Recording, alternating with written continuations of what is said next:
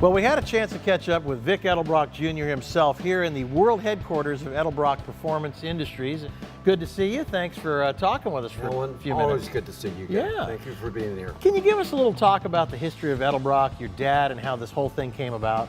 My dad officially started in about 1938. He decided that he wanted to campaign the Ford Flathead. And at that time, everybody was using the four-cylinder Chevrolet inline. Right. And the people just looked down their nose at him and said, that'll never work. Fortunately, it did. Just before the war ended, he moved into his first little garage. It was in Hollywood, below Sunset Boulevard. They had like a 6-car thing in the back, put a partition in the middle. So on the one side was a little tiny machine shop, and then on the right side, he would take care of his midget because everybody wanted to see some kind of racing when they returned from the war. Well, your dad was a real entrepreneur. I mean, he was a good businessman. Well, my dad was very ingenious in that. He only went to the 9th grade. The farm burnt down. His 2 older brothers and he had to quit school and go to work to save the family. He read a lot and he really understood the internal combustion engine. He was a man that came up with stuff like you wouldn't believe and make things run.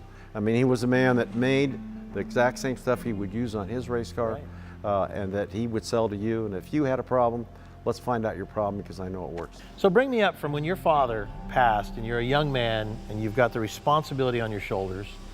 What were you thinking there? Well, I just took my time and like the first year just kind of got my feet on the ground. Things just started clicking. One of the first milestones with Bob Cahill, he came to me and he says, here's this drawing and it's a 3-carburetor manifold for a 440. Make it. I said, well, can I change it a little bit? He said, no, make it.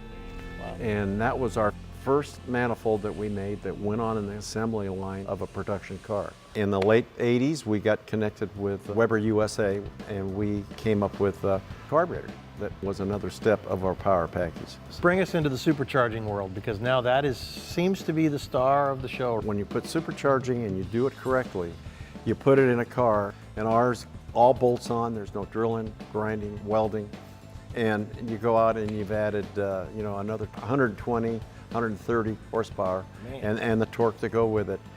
We're very, very fortunate that we have grown to that extent, and we are very proud of it. Vic Edelbrock, thank you, sir, for bringing us through your life in these years and letting us take a look into your world. For eBay Motors and Motor Trend, I'm Alan Taylor. Keep watching what we're going to be doing with this guy right here.